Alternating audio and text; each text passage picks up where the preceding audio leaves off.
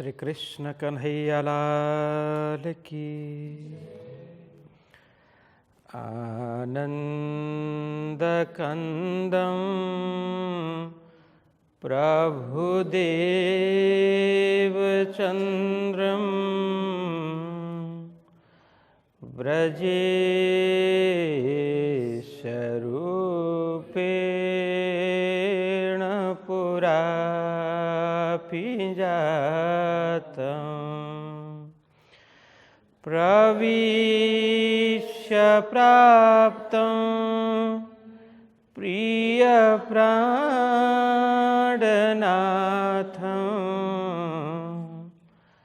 परेश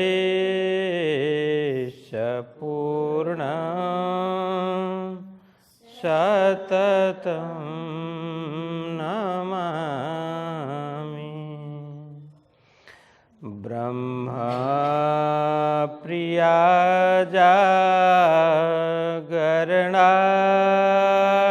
जात सर्वस्वपाता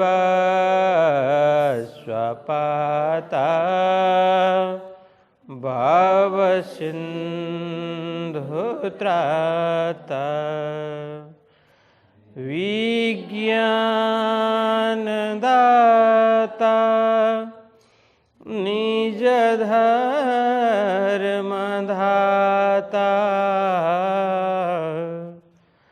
द्विनेकबन्धो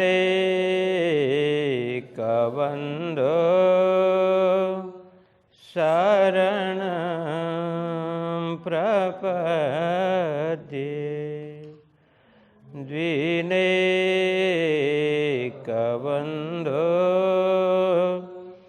शरणं प्रपद्ये।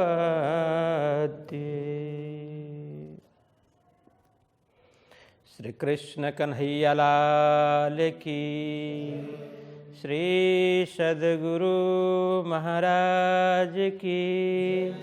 श्री प्राणनाथ प्यारे की जय। श्री कृष्ण प्रणामी धर्म की।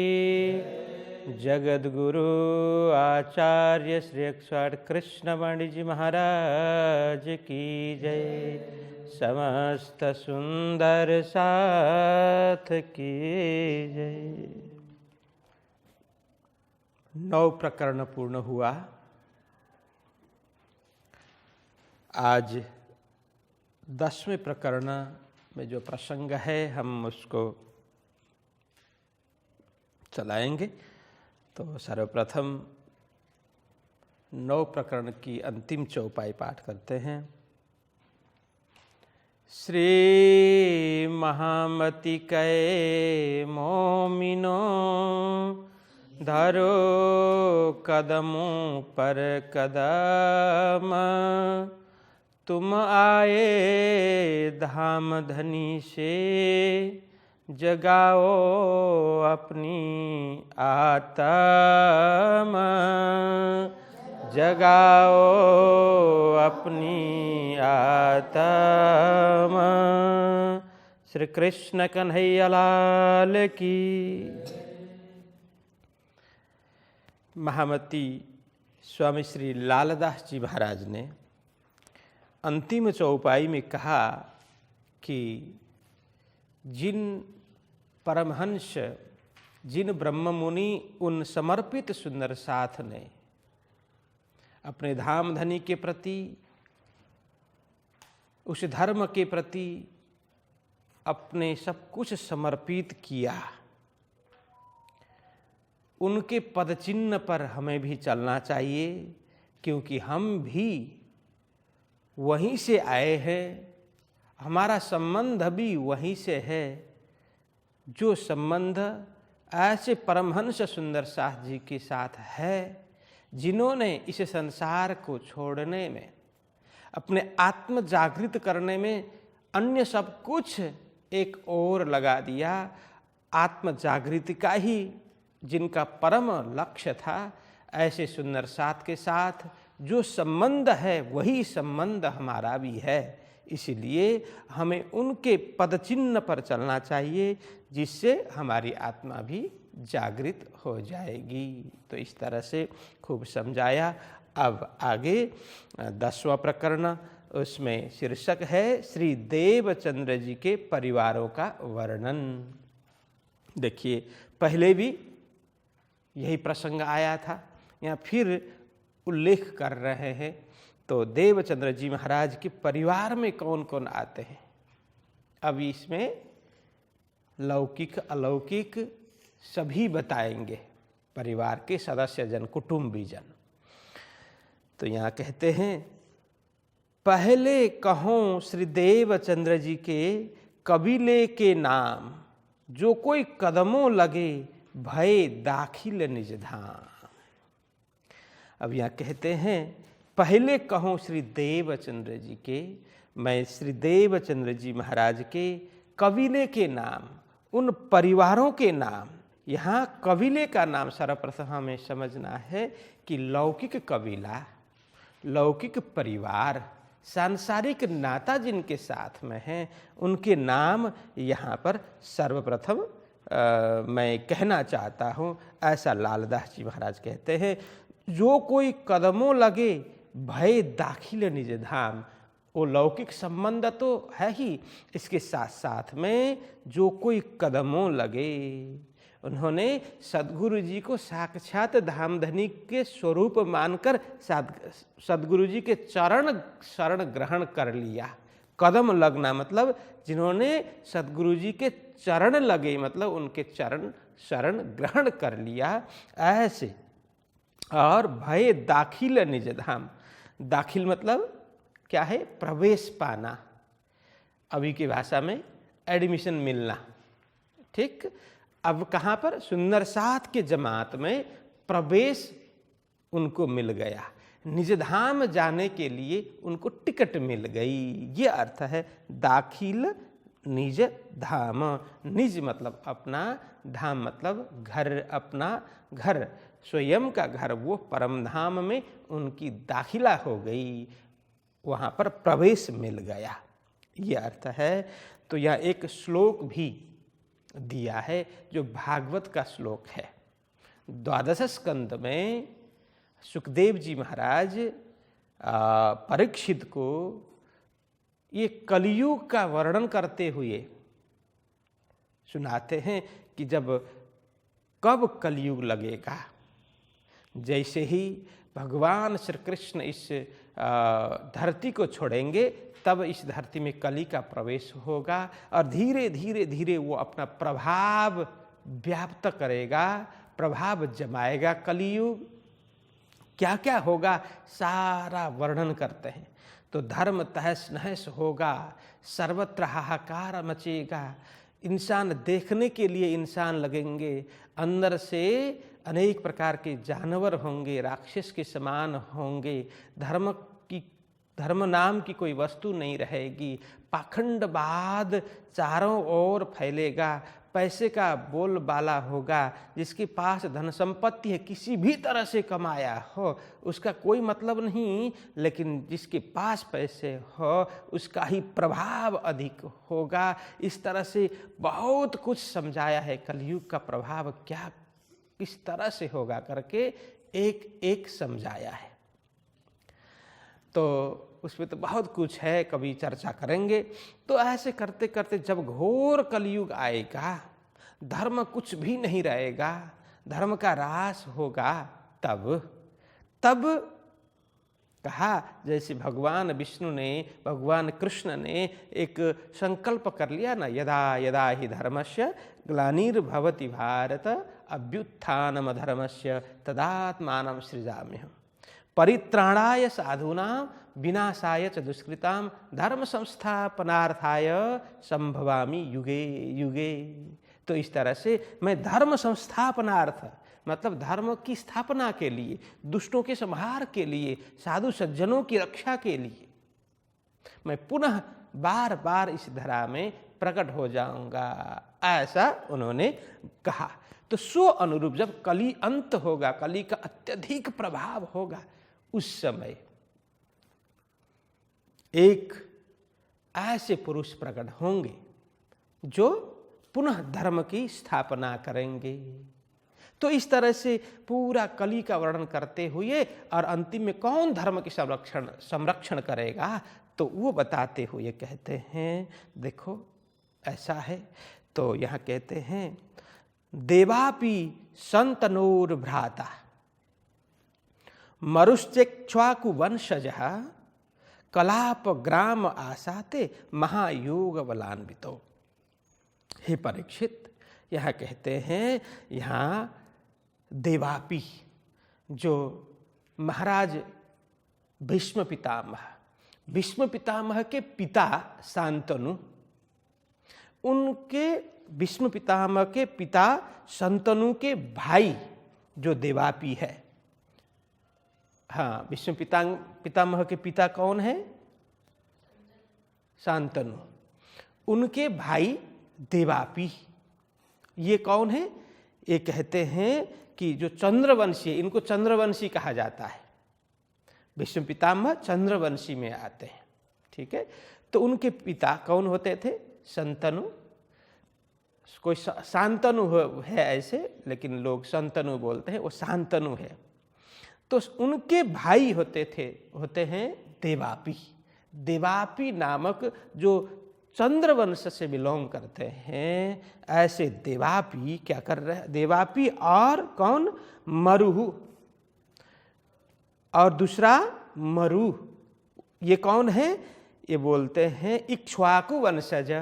इक्ष्वाकु वंशज में प्रकट होने वाले मरु। इक्ष्वाकु वंश, सूर्य वंश को ही इक्ष्वाकु वंश बोलते हैं, ठीक है।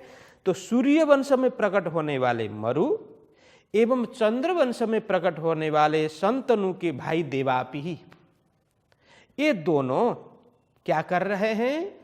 कलाप ग्राम आसाते, जो हिमालय के गोद में, हिमालय के समीप में जो कलाप ग्राम है, वहां पर वे बैठे हुए हैं। किस तरह से? महायोग बलान्वितो, तपस्या में बैठे हुए हैं, साधना में बैठे हुए हैं, घोर तपस्या कर रहे हैं। ये दोनों कैसे हैं? महायोग से, महान योग से ये परिपूर्ण है। महायोग बलान्वितो, दोनों बहुत बड़े योगी हैं, योग से परिपूर्ण ऐसे दो महापुरुष। कौन कौन? चंद्रवंशी देवापि और सूर्यवंशी मरु, दोनों तपस्यारत है, हिमालय के समीप कलाप ग्राम में स्थित है। तो यहाँ दूसरा श्लोक यहाँ दिया नहीं है, लेकिन भागवत ने दूसरा श्लोक बताया है। ताविहैत्य कलेरन्ते वासुदेवानुशिक्षितौ वर्णाश्रम युतम धर्मम पूर्ववत प्रथयिष्यतः। तो इसके पीछे का श्लोक है। तो ये क्या करेंगे? वे दोनों महापुरुष कलयुग के अंत में भगवान की आज्ञा एवं उनकी ही प्रेरणा से पुनः इस धरती में लौटेंगे और पुनः धर्म की स्थापना करेंगे और जो दुष्टों का संहार करेंगे, अधर्म का नाश करेंगे, धर्म का उद्धार करेंगे। ऐसा श्रीमद् भागवत 12 स्कंद में भविष्यवाणी की गई है। तो ये प्रसंग सुनाते हैं राजा परीक्षित को सुखदेव जी महाराज। अब यहाँ पर लालदास जी महाराज इससे क्या घटा रहे हैं? तो कहते हैं ये देवापि और मरु कौन है? कहते हैं एक तो चंद्रवंशी देवापि और सूर्यवंशी मरु। इन्होंने क्यों तपस्या की है? कि इनको वो परम की प्राप्ति करनी थी, परमात्मा के दर्शन करने थे। इनका कोई सांसारिक मोह, सांसारिक पद प्रतिष्ठा की भूख इनमें नहीं थी। आत्मदर्शन करने थे, परमात्मा के दर्शन करने थे। इस हेतु से ये दोनों तपस्यारत है। तो इनको वरदान मिला था कि कलयुग में पुनः शरीर धारण करोगे और उसमें तुम्हें आत्मदर्शन होंगे और परमात्मा के भी दर्शन होंगे। ऐसा इनको वरदान मिला था। सो वरदान अनुरूप अब उनका ही जीव, जो देवापि में जो जीव है ना, जो तपस्या करने वाला, तो वो शरीर तो कई बार बदलता है, लेकिन जो जीव है ना वो फिर दूसरा शरीर धारण करेगा, फिर तपस्या करेगा, जब तक मनोरथ सिद्ध नहीं हो वो तपस्या करता रहेगा। तो यह देवापी कौन है? चंद्रवंशी। तो उसी जीव ने यहाँ पर देवचंद्र जी महाराज का शरीर धारण किया, उस जीव ने देवचंद्र जी महाराज का शरीर धारण किया। और इधर मरु जो सूर्यवंशी है, उस मरु के जीव ने श्री प्राणनाथ जी महाराज, महराज ठाकुर जिसको बोलते हैं, बस उनका शरीर धारण कर लिया। और उनके अंदर, देवापी के अंदर, उस जीव के भीतर क्या आया? श्यामा जी की सूरता आई। इधर मरु के जीव के अंदर राज्य की सूरता आई। तो इस तरह से अब दोनों धर्म की स्थापना दोनों के द्वारा होगी, और स्वयं आत्मदर्शन भी करेंगे, परमात्मा दर्शन भी करेंगे, और दुनिया को इसी परम का मार्ग दिखाएंगे, सत्य धर्म का मार्ग दिखाएंगे। ये बड़ा समझने जैसा है। तो यहाँ ये श्लोक है, देवापि संतनोर्भ्राता मरुष्यक्ष्वाकु वंशजः कलाप ग्राम आसाते महायोग बलान्वितो। यह इस तरह से है। तो आगे बढ़ते हैं। मूल श्री देवचंद्र जी उतरे हैं अरस से, वास्ते खास उम्मत के विहार किया साथ में। अब यहाँ कहते हैं मूल श्री देवचंद्र जी उतरे हैं अरस से। अब यहाँ प्रसंग देवचंद्र जी महाराज से जोड़ रहे हैं ना, इसीलिए कहते हैं मूल रूप से देवचंद्र जी, मतलब यहाँ अर्थ है श्री श्यामा जी। देवचंद्र जी महाराज के भीतर कौन है? श्यामा जी है। मूल रूप से श्यामा जी तो उतरे हैं अरस से, वो परम धाम से ही तो उतरे हैं, परम धाम से यहाँ अवतरित हुई है। वास्ते खास उम्मत के, किस लिए आई? यहाँ पर हम आए हैं इतने काम, ब्रह्म सृष्टि लेने घर धाम, बस और कोई काम नहीं है। वास्ते खास उम्मत के विशेष जमात, विशेष समूह, वो सुंदर साथ को, जो भूली भट की सुंदर साथ है, उनको पुनः परम धाम ले जाने के लिए यहाँ पर अवतरित हुई। वास्ते खास उम्मत को जागृत करने के वास्ते, जागृत करने के लिए विहार किया साथ में। तो यहाँ कहते हैं साथ में विहार किया। किस तरह से विहार किया? तो जब ब्रह्मानंद रस उनको मिल गया, वो साक्षात धामधनी ने दर्शन देकर के वो ब्रह्म ज्ञान प्रदान किया, तारतम ज्ञान प्रदान किया। बस वही तारतम ज्ञान, ब्रह्म ज्ञान सारे सुंदर साथ को पिरोस रहे हैं, सबको बता रहे हैं। बस वो ब्रह्मानंद रस में सब डूब रहे हैं, मगन हो रहे हैं, विहार कर रहे हैं। यहाँ शरीर यहाँ है, लेकिन सद्गुरु जी जैसे चर्चा करते हैं, सारे सुंदर साथ परमधाम का आनंद प्राप्त करने लग जाते हैं। इसीलिए कहा कि सद्गुरु जी ने सुंदर साथ के साथ में यहाँ बैठे बैठे वो ब्रह्मानंद सागर का आनंद लिया, विहार किया। विहार मतलब आनंद करना। तो यहाँ सनमंद जाहिर का हुआ लीलबाई से, सेवा करी स्नेह सो शोभा दई राजे इन्हें। अब यहाँ बोलते हैं सनमंद जाहिर का। सनमंद मतलब नाता, तो जाहिर का मतलब सांसारिक, बाह्य रूप से, सांसारिक रूप से नाता बंधा किसके साथ? हुआ लीलबाई से। बस लीलबाई के साथ में सांसारिक संबंध हुआ, मतलब उनके साथ में विवाह हुआ। सेवा करी स्नेहसों शोभा दई राजे इन्हें। लीलबाई ने भी सेवा करी स्नेहसों, स्नेहपूर्वक, प्रेम पूर्वक, समर्पण भाव से सद्गुरु जी की सेवा की। साक्षात धामधनी स्वरूप मान करके उनकी सेवा की। इसलिए शोभा दई राजे इन्हें बहुत बड़ी शोभा प्राप्त हो गई। किनको? लीलबाई माता को। लीलबाई माता को बहुत बड़ी शोभा प्राप्त हो गई। हाँ, देखो वो कितनी पवित्र आत्मा थी, कितनी महान आत्मा थी। सद्गुरु जी को किस तरह से उन्होंने पहचाना होगा, किस तरह से सेवा की होगी। उन्हें लेने के लिए साक्षात धामधनी आए और उनको कहा, लीलबाई चलो मेरे साथ, मैं धाम लेने के लिए आया हूँ। तब उन्होंने पहले तो बच्चों के विषय में बात की, फिर उनकी भी व्यवस्था हो गई। फिर लेने आए तो अचरा पकड़ पीऊ दिखलावसी। जब वो राज्य के जो जामा का फेर पकड़ करके स्पर्श करके सारे सुंदर साथ को दर्शन करवाया। ये छोटी शोभा थोड़ी है, बहुत बड़ी शोभा है। इसलिए कहा शोभा दई राजे इन्हें, श्री राज्य ने इन्हें बहुत बड़ी शोभा प्रदान की। इस तरह से यहाँ कहते हैं तिनके उदर प्रगट भये, बिहारी जी है नाम सफर किया स्त्रिय ने पहुंची अपने ठाम। बस उनके उदर से, उनके गर्भ से, लीलबाई के गर्भ से कौन प्रकट हो गए? बिहारी जी है नाम, एक पुत्र प्रकट हुआ जिनका नाम है बिहारी। बिहारी जी नाम उनका है। सफर किया स्त्रिय ने पहुंची अपने ठाम। देखिए अब यहाँ तुरंत प्रसंग दूसरी ओर जाता है। सफर किया मतलब यात्रा की। हम सफ़र में हैं बोलते हैं ना, वैसे ये अरबी शब्द है सफ़र, मतलब यात्रा। कहाँ की यात्रा? परमधाम की यात्रा किया। स्त्रिया ने मतलब लीलबाई ने, सदगुरु जी की धर्मपत्नी लीलबाई ने परमधाम की ओर सफ़र की, पहुंची अपने ठाम।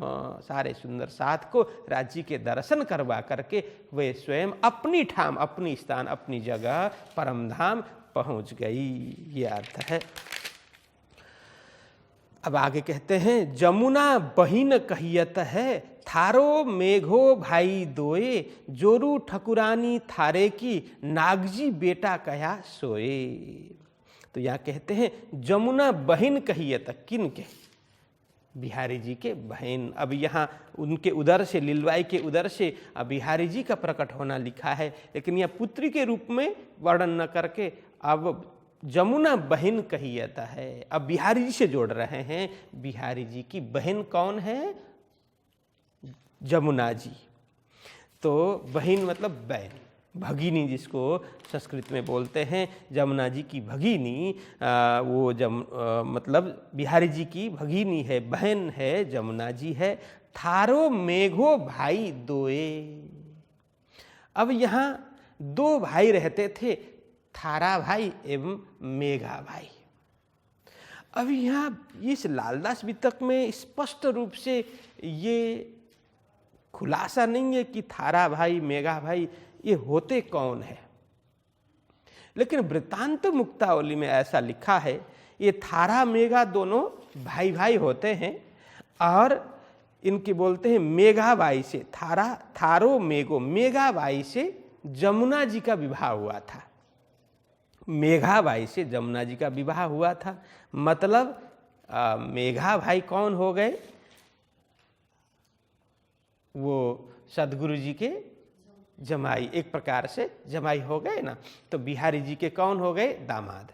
तो ये जमुना जी का विवाह किससे हुआ था? मेघा भाई से हुआ था। मेघा भाई का भाई थारा भाई होता है। तो इस तरह से वृत्तांत मुक्तावली में स्पष्ट है, लेकिन यहाँ स्पष्ट खुलता नहीं है कि ये दोनों भाई कौन होते हैं। तो यहाँ कहते हैं थारो मेघो भाई, दो भाई यहाँ होते हैं। जोरू ठकुरानी थारे की। अब उधर मेघा भाई की तो बात आ गई, तो यहाँ जोरू मतलब पत्नी, ठकुरानी थारे की, वो थारा भाई की पत्नी है, उसका नाम ठकुरानी है। नागजी बेटा कया सोए। ये किसके? थारा और ठकुरानी का बेटा कौन होता है? नागजी, जिनका नाम नागजी बेटा कया सोए। तो यहाँ कहते हैं कि बाद में ये नागजी को ही बिहारी जी महाराज ने दत्तक पुत्र के रूप में स्वीकार कर लिया था, ऐसा भी कहा जाता है।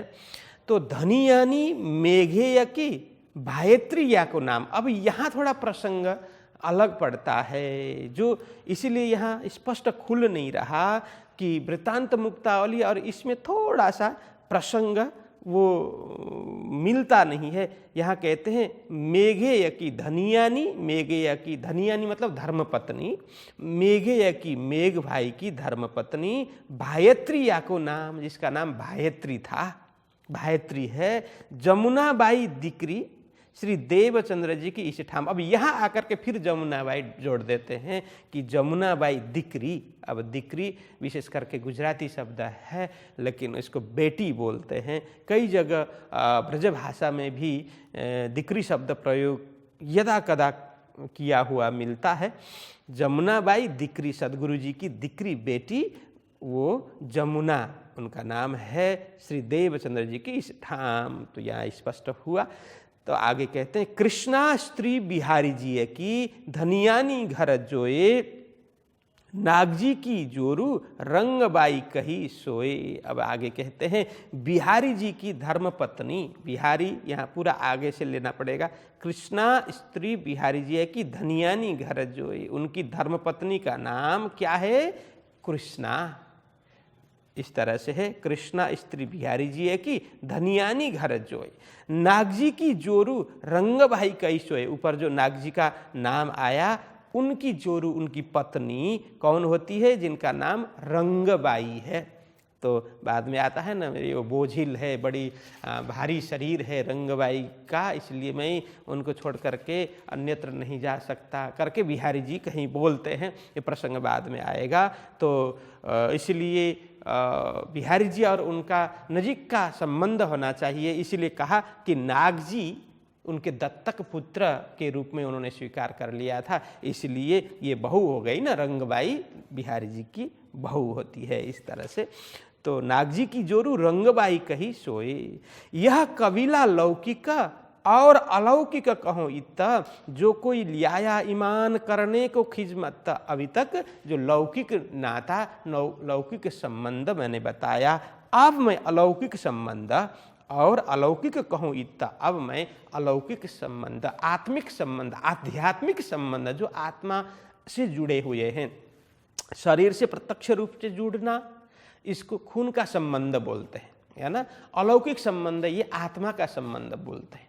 खून का संबंध का एक महत्व है, लेकिन उससे भी अधिक महत्व आत्मा का संबंध है ना। ऐसा होता है, हमारा खान पान मिलता हो, हमारा सोच विचार मिलता हो, हमारा सिद्धांत मिलता हो, धर्म मिलता हो, तो कहाँ कहाँ के लोग भी अपने लगते हैं ना, लेकिन अपने घर में रहते हैं, एक साथ में एक बाप के बेटे बेटियां हैं, परिवार हैं, लेकिन हमारा विचार नहीं मिलता, खान पान नहीं मिलता, सिद्धांत नहीं मिलता, तो भी वो अपने कहलाते हैं, अपना महसूस नहीं होता। वो कहने के लिए तो खून के संबंध है, लेकिन उनका बहुत ज़्यादा महत्व नहीं रहता। महत्व है आत्मिक भाव से जुड़े हुए लोगों का ही रहता है। तो यहाँ कहते हैं, अब मैं वो आत्म भाव, वो आध्यात्मिक नाता, आध्यात्मिक संबंध की मैं बात करता हूँ।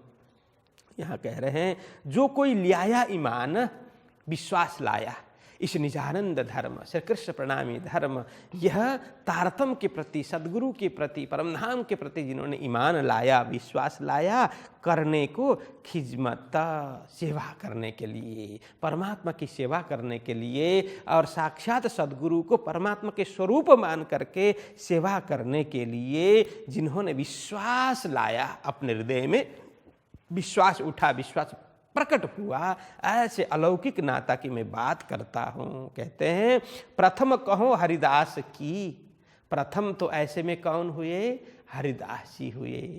देखिए ये कितना विचित्र प्रसंग है। प्रथम कहो हरिदास की, राधा वल्लभी नाम, इनकी पहले खिजमत श्री देवचंद्र जी किए काम। या कहते हैं कि प्रथम ऐसे संबंधियों में, ऐसे आध्यात्मिक नाता जिसके पास प्रगाढ़ है, तो ऐसे में सबसे पहले कौन है? हरिदास जी महाराज है। राधा वल्लभी नाम, यहाँ क्या बोल रहे हैं? राधा वल्लभी संप्रदाय से जुड़े हुए हरिदास जी महाराज हैं।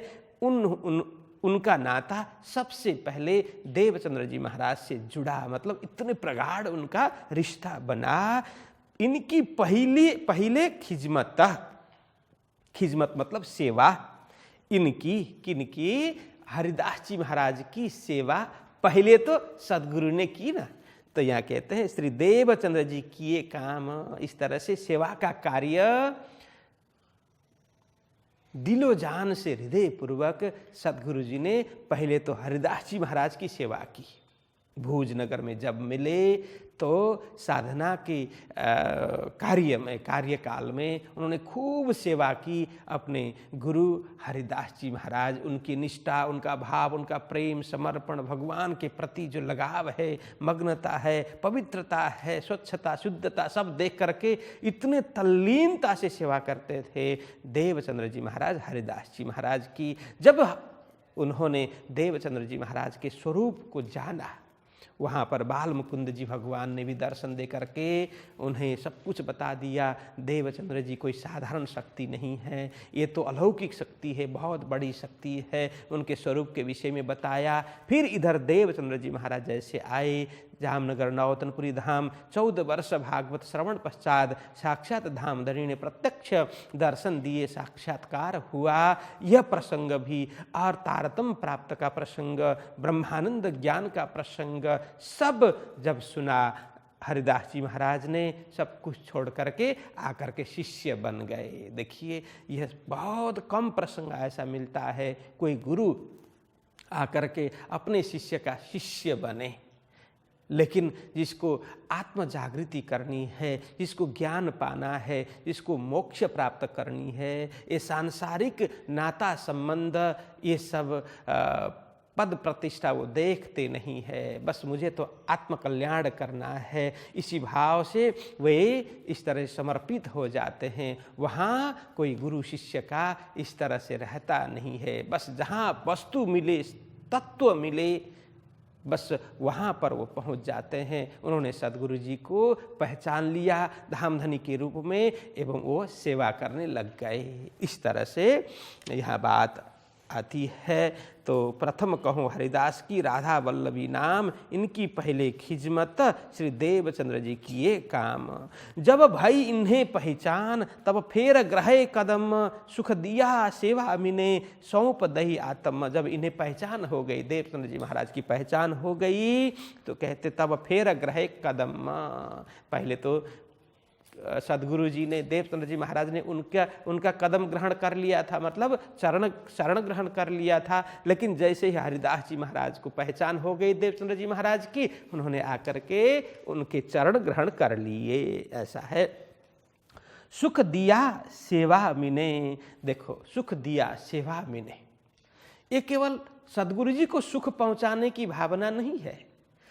सेवा करते हुए जब स्वयं को आनंद मिले, हम गुरुजन की सेवा करते हैं, माता पिता की सेवा करते हैं, सेवा करते हुए हमें स्वयं आनंद मिले, हाँ ये तो मेरा भाग्य है, ये मेरा कर्तव्य है, ये मुझे अवसर मिला है, इस भाव से जब सेवा करते हैं, स्वयं को आनंद होता है, तो सामने वाला को आनंद मिलेगा ही मिलेगा, इसमें कोई संदेह नहीं है। लेकिन कोई भारी मन से कार्य करे, बस कर देना पड़ रहा है, इस भाव से करते हैं, तो वो करने वालों को भी उसमें आनंद नहीं मिल रहा और सामने वालों को भी वो आनंद मिलेगा नहीं, इसमें कोई दो राय नहीं है। तो यहाँ कहते हैं सद्गुरु जी की सेवा इस तरह से कर रहे हैं, वो स्वयं की संतुष्टि के लिए इतने मग्न होकर के स्वयं को सुख प्रदान कर रहे हैं। बस मेरा अहोभाग्य है कि ऐसे मुझे सद्गुरु जी मिले करके वो सेवा में तल्लीन हो रहे हैं।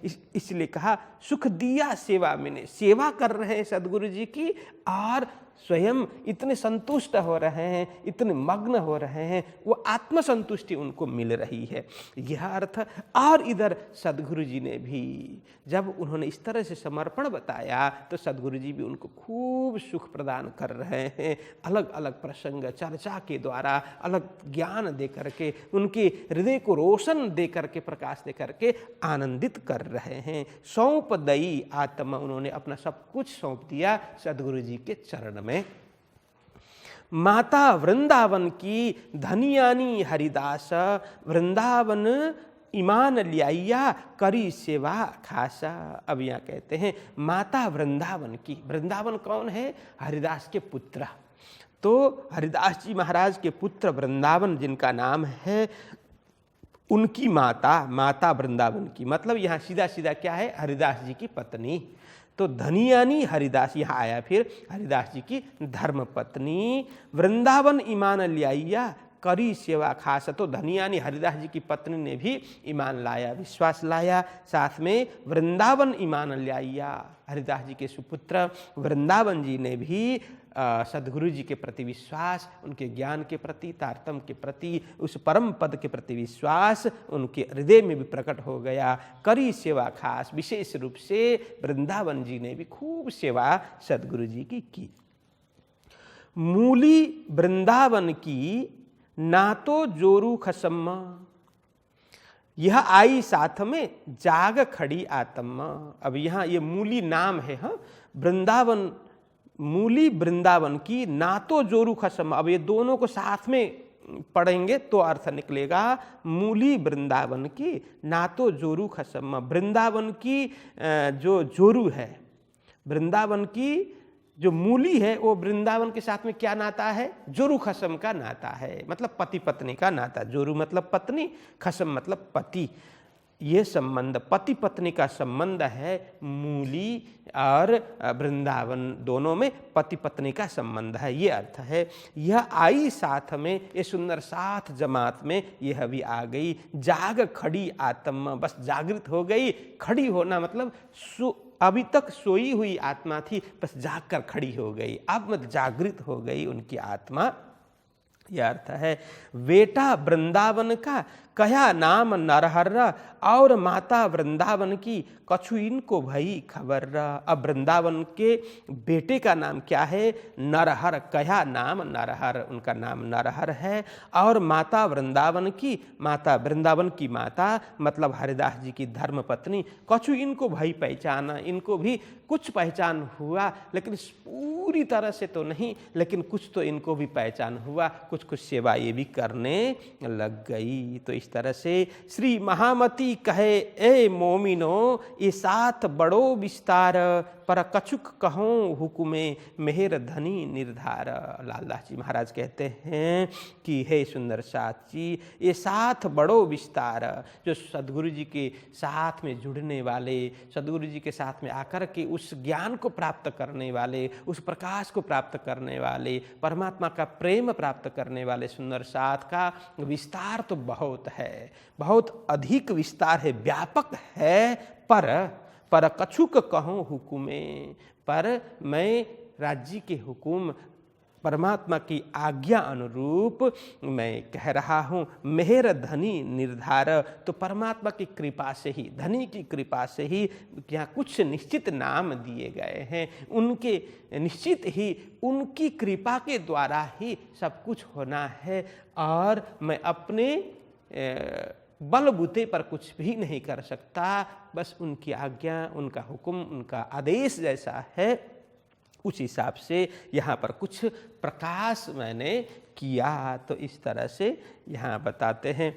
अब यहाँ 11वें प्रकरण में गांगजी भाई तथा स्वामी जी के परिवारों का वर्णन यहाँ आता है। फिर अब गांगजी भाई के परिवार का यहाँ वर्णन हम श्रवण करते हैं। पहले दीन इस्लाम में गांगजी भाई धरे कदम, सेवा करी श्री देवचंद्र जी की कदमों सौंपी आत्म। अब यहाँ कह रहे हैं पहले दीन इस्लाम में, तो पहले दीन मतलब धर्म, इस्लाम मतलब परमात्मा के प्रति पूर्ण रूप से समर्पित मार्ग। तो ऐसा सद्गुरु श्री देवचंद्र जी महाराज ने कौन सा धर्म की स्थापना की? निजानंद संप्रदाय श्री कृष्ण प्रणामी धर्म, श्री कृष्ण को प्रणाम करने वाला धर्म, इसलिए श्री कृष्ण प्रणामी हुआ। श्री कृष्ण ही पूर्ण ब्रह्म परमात्मा है, अखिल ब्रह्मांड के वो एकमात्र मालिक है, स्वामी है। इसीलिए उनको ही सब कुछ मान करके उनकी आराधना उपासना करने वाला धर्म, उससे क्या प्राप्त होगा? निजानंद, स्वयं में आनंद मिलने वाला, स्वयं के भीतर से आनंद प्रकट होने वाला, करने वाला, ऐसा निजानंद धर्म, आत्मधर्म जब सद्गुरु जी ने बताया सबको, तो उसमें सबसे पहले गांगजी भाई ने वहाँ पर प्रवेश किया। गांगजी भाई ने वहाँ पर अपना चरण रखा, मतलब वहाँ पर प्रवेश किया।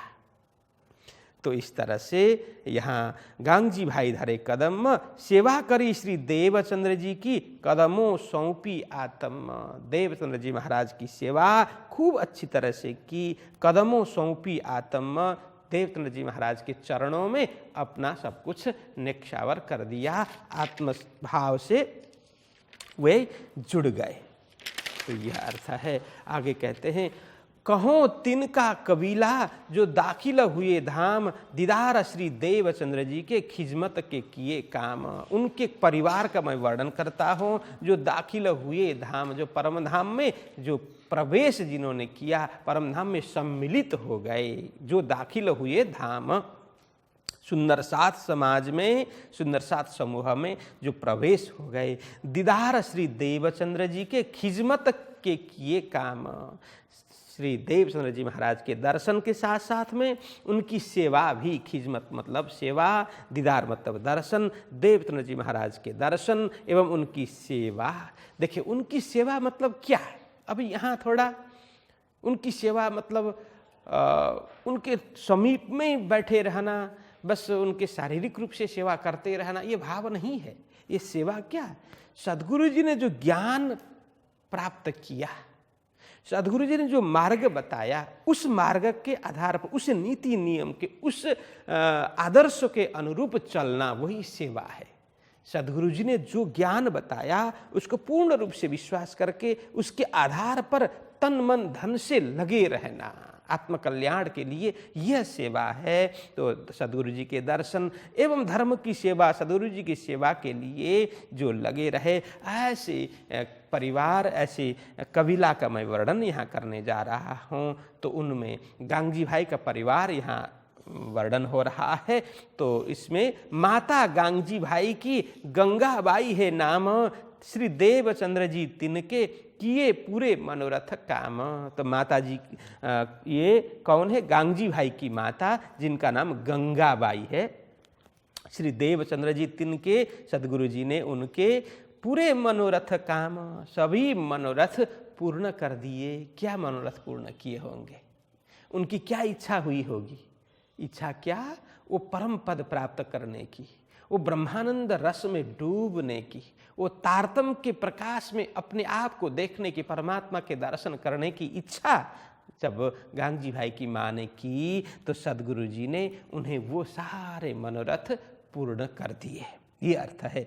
भानबाई धनियानी रहे गांगजी के घर में, श्री देवचंद्र जी की सेवा पूछ करे उनसे। अब यहाँ कहते हैं भानबाई धनियानी, धर्मपत्नी, गांगजी भाई की धर्मपत्नी का नाम है ये भानबाई। रहे गांगजी के घर में, गांगजी भाई के घर में उनकी धर्मपत्नी जिनका नाम भानबाई है वो रहती है। श्री देवचंद्र जी की सेवा पूछ करे उनसे, क्योंकि उनमें बहुत विश्वास नहीं था, इसलिए देवचंद्र जी महाराज की सेवा करती भी है तो अनमन से, मतलब पूर्ण निष्ठा से नहीं, प्रेम से नहीं, पूछ करके। कभी कभी होता है ना कि पूछने के लिए पूछ देते हैं लेकिन हृदय से करते नहीं हैं। इसलिए यही कहा कि देवचंद्र जी मतलब पूछ करे उनसे, तो बार बार पूछती है। जब सेवा करने वाला तो एक बार पता चल जाता है कि क्या करना चाहिए, कैसा भाव होना चाहिए, कब क्या करना चाहिए, ये जान करके बार बार पूछते नहीं है। हाँ, इस तरह से है।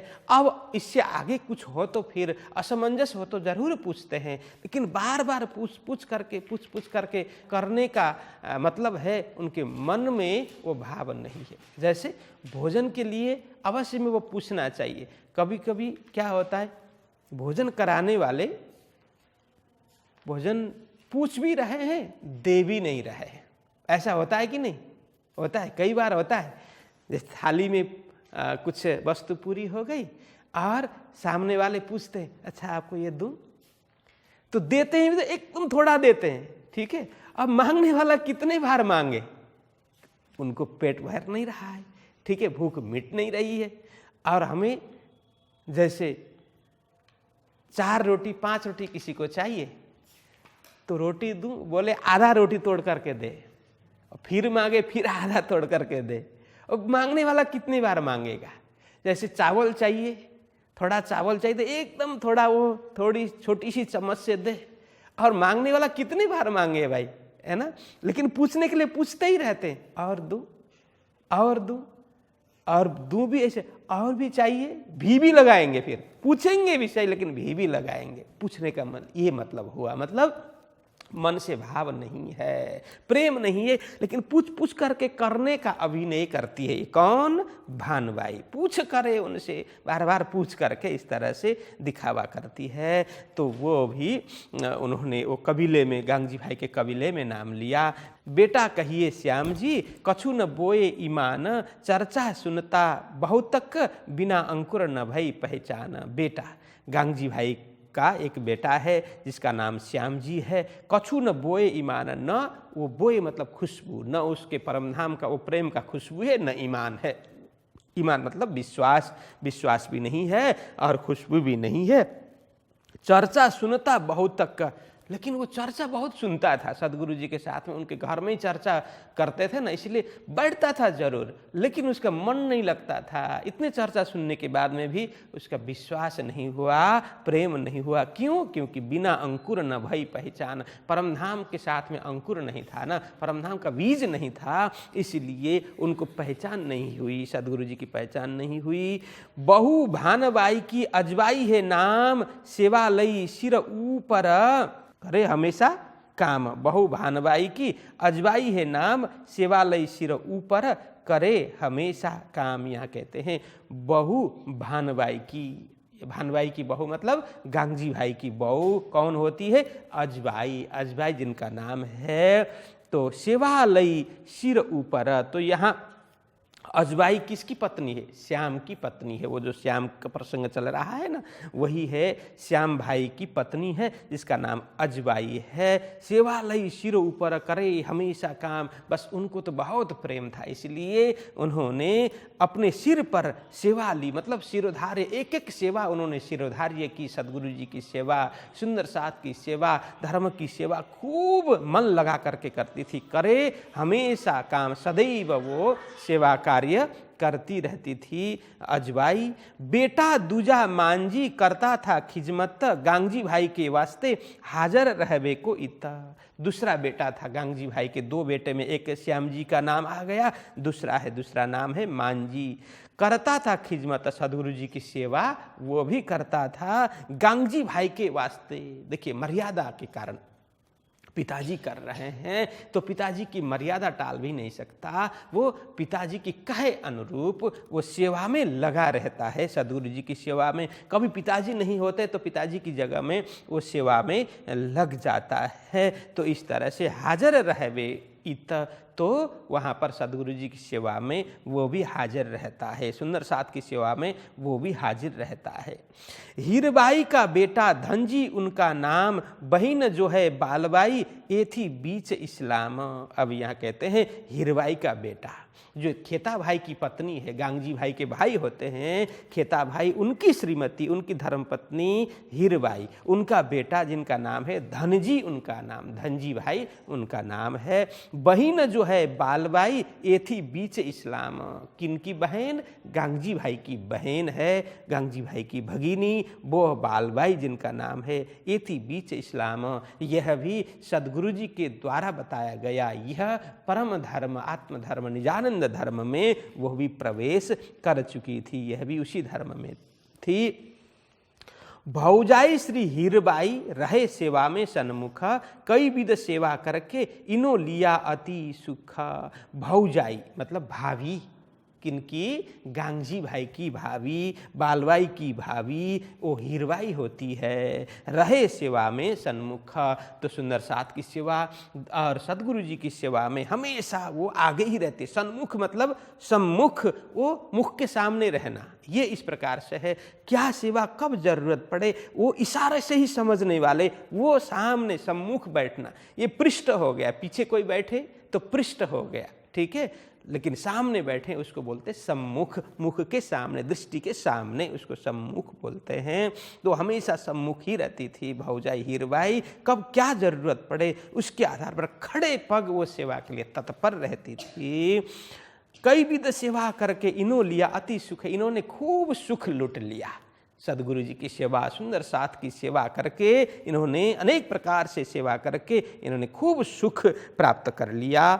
भाई गोविंद जी रहे ना दाखिल निज धाम, जुदा रहे सबसे आवे न किसी काम। अब दूसरे भाई गांगजी भाई के एक भाई गोविंद जी भी वहीं रहते हैं, ना दाखिल निज धाम, लेकिन वो निज धाम में दाखिल नहीं हुए, वो सुंदर साथ के जमात में प्रवेश ही उन्होंने पाया नहीं, क्योंकि वो परम धाम के थे ही नहीं। इसलिए कहते हैं जुदा रहे सबसे, उनका स्वभाव, उनका भाव, उनका चाल चलन सबसे अलग था, इसलिए वो सबसे अलग ही रहते हैं। स्वभाव जिसका अलग है वो अलग ही रहा करते हैं। तो ऐसे गोविंद जी का भी स्वभाव अलग था, इसलिए वो सत्संग में आना जाना करते नहीं थे, रहते थे उसी घर में, लेकिन एक और पड़ा रहते थे, सत्संग में उनका कोई रुचि नहीं थी। आवे न किसी काम, किसी प्रकार के वो काम में नहीं आए। सेवा में, सत्संग में, किसी प्रकार के सुंदर साथ की सेवा हो या आर्थिक सेवा हो या तो शारीरिक सेवा, किसी प्रकार की सेवा में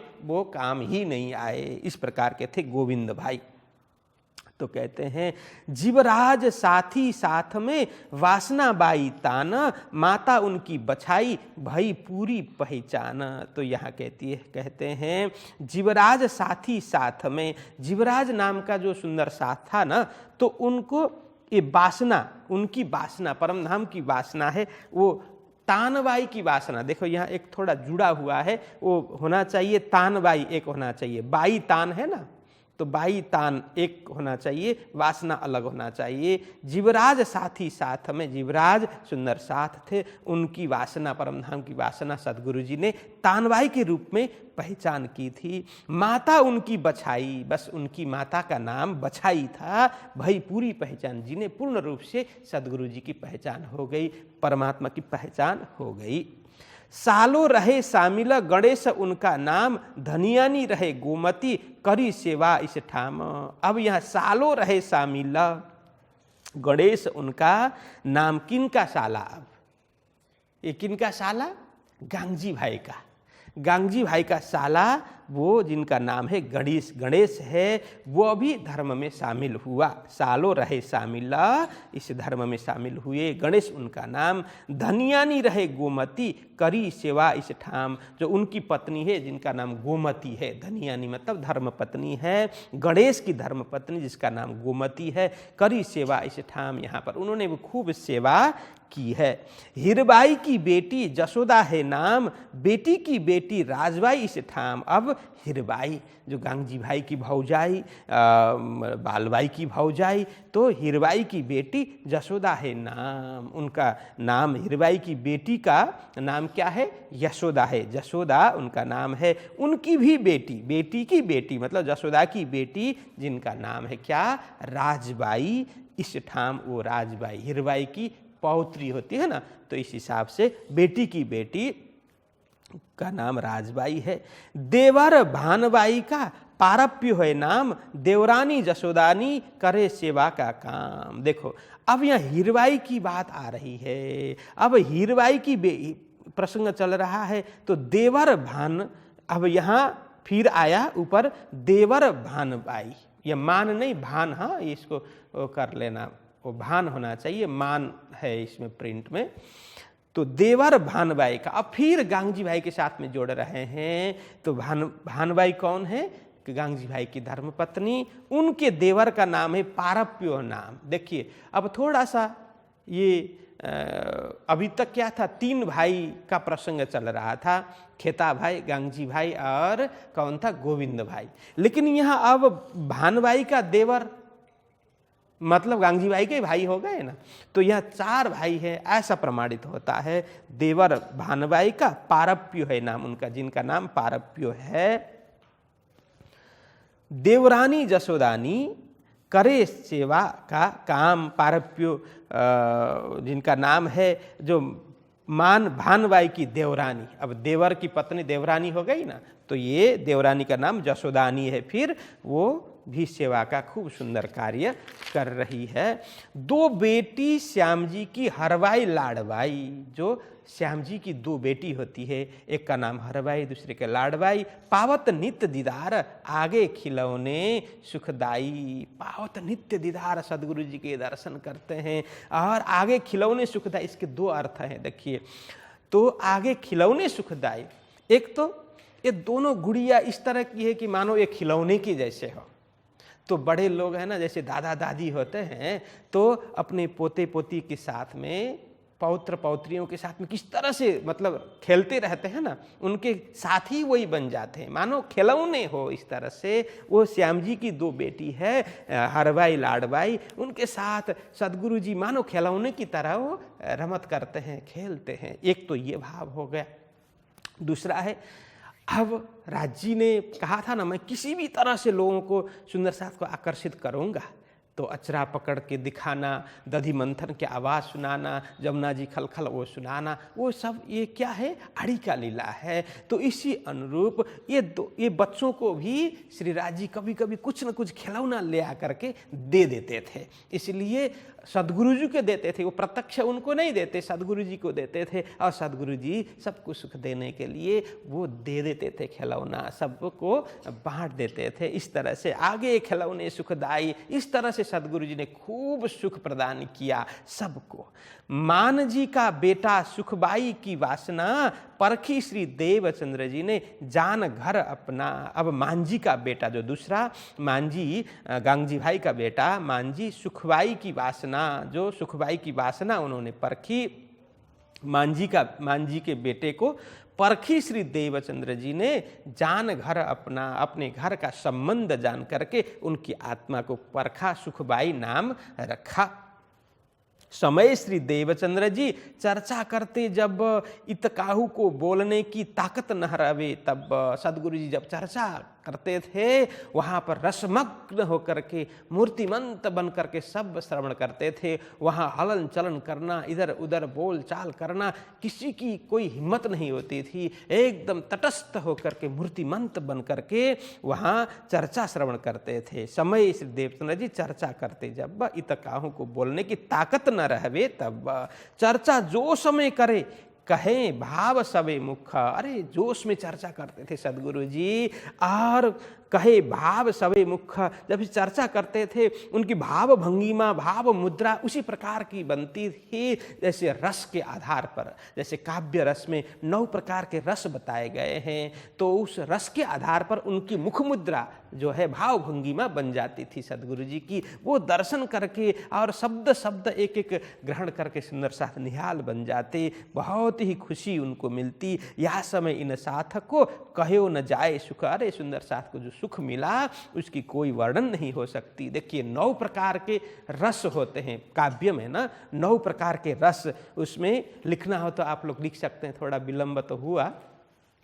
9 प्रकार के रस मतलब जब कोई वीर रस की चर्चा हो, वीरत्व की चर्चा हो और एकदम आलसी वाणी में, इस तरह से वाणी में हो तो उसको वो सही नहीं कहा जाता। वीर की वाणी वीर की तरह निकलनी चाहिए। जो श्रृंगार की वाणी है श्रृंगार की तरह निकलनी चाहिए। जैसा प्रसंग चल रहा है मुख मुद्रा उसी प्रकार का होना चाहिए। इसको बोलते भाव भंगिमा, मुख मुद्रा उसी प्रकार से। वो जैसे सदगुरु जी परमधाम की चर्चा करते थे तो वो चमक आ जाता था शरीर में, वो मुख मुद्रा में तेज जो है एक प्रकार से वो निकल जाता था। और उसी प्रकार से प्रसन्न मुद्रा में तो संसार में आकर के ब्रह्म सृष्टि इस तरह से खेल में डूबी हुई, खेल में भूली पड़ी है, तो क्या करते थे एकदम दुखी होकर के, क्योंकि वो दुखी है ना, ब्रह्म आत्मा दुखी है, तो सदगुरु जी की मुख मुद्रा भी दुखी हो जाता था। इस प्रकार से मतलब रस के आधार पर रस होते हैं। प्रथम श्रृंगार,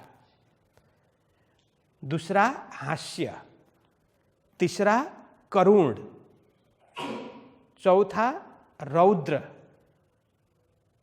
पांचवा वीर, छठवां भयानक, सातवां विवत्स, आठवां अद्भुत, नौवां शांत।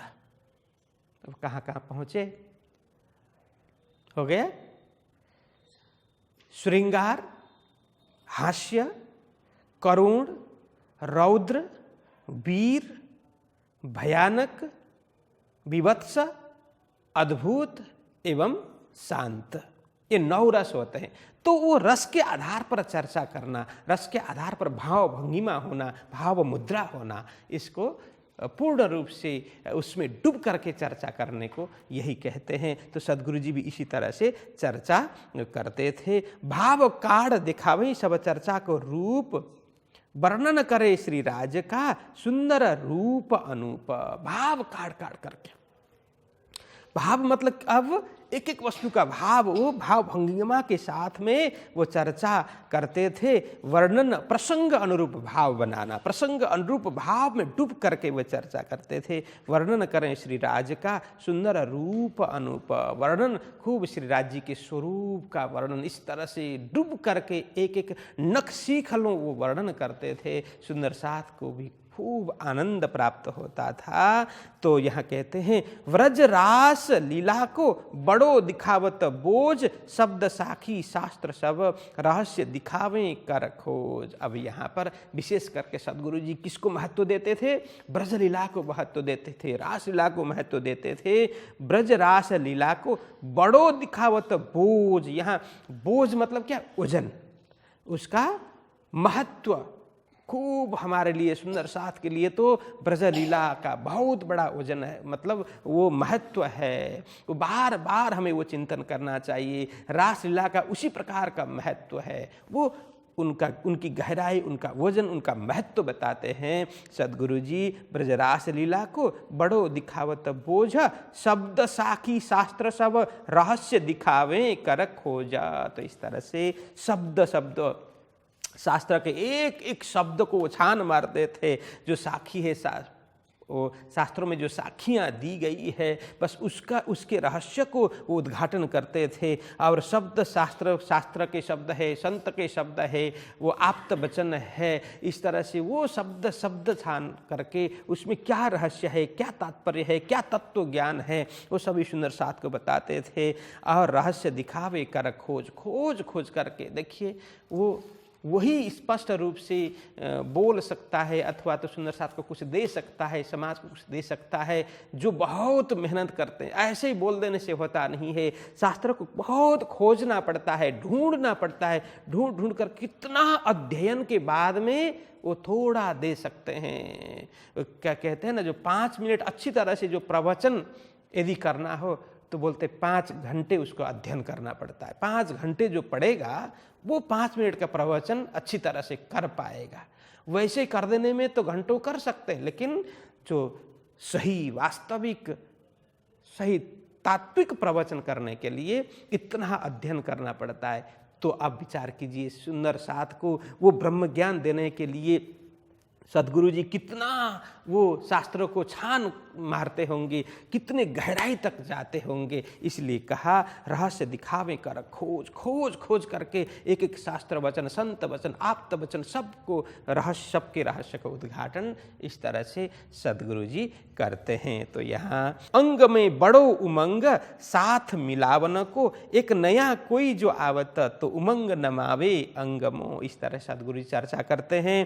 अंग में बड़ो उमंग, उन्हें सारे रोम रोम पुलकित हो जाते हैं जब इस तरह से चर्चा करते हैं सद्गुरु जी। साथ मिलावन को वो बड़े प्रसन्न हो जाते हैं। कब? किस लिए? सुंदर साथ जागृत करने के लिए, सुंदर साथ को एकत्रित करने के लिए, भूली भटकी आत्माओं को जगाने के लिए इतने उत्साहित रहते, इतने उमंग उनके अंदर में छाया रहता है, रोम रोम पुलकित हो जाता है। क्योंकि राजी ने वही कहा ना, यही जिम्मा दिया कि आप जैसे अनेक ब्रह्म आत्मा यहाँ भूली पड़ी है, सबको ढूंढ करके एकत्र करके परम धाम ले आना। तो कोई भी सुंदर साथ आता है तो इतने प्रसन्न हो जाते हैं। यही है अंग में बड़ो उमंग साथ मिलावन को, एक नया कोई जो आवत तो उमंग नमावे अंगमो। कोई एक नया सुंदर साथ आ जाता है तो इतने प्रसन्न चित्त हो जाते हैं, इतने खुशी उनको मिलती, इतने आनंदित हो जाते हैं। तो उसकी कोई सीमा नहीं, कोई पारावार नहीं है। इस तरह से वो अंदर हृदय का जो भाव है, हृदय की खुशी है, आनंद है, उनके मुख मुद्रा में दिखाई देता है। इतने प्रसन्न हो जाते हैं सदगुरु जी। सुंदर साथ, एक भी सुंदर साथ की आमदनी हो, मतलब आमदनी मतलब सुंदर साथ जुड़े उस समूह में, उस धर्म में, जहाँ जो आत्म धर्म है, निजानंद धर्म है, उसमें जुड़े तो इतने खुश हो जाते हैं। यह प्रसंग इस तरह से है। आज के लिए इतना ही। अब कल से प्राणनाथ जी महाराज के परिवार का वर्णन आता है, इसलिए मैंने यहाँ तक आज करने का सोचा। इसको थोड़ा कल भी ले लेंगे, तो आज के लिए यहीं रखते हैं। चौपाई दोहराएंगे, ठीक है। अंग में बड़ो उमंग,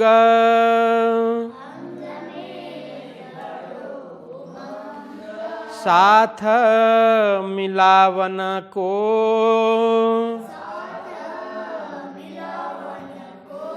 एक नया कोई जो आवत,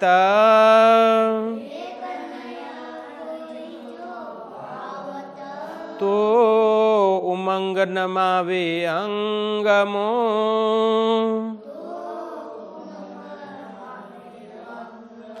तो उमंग नमावे अंगमो।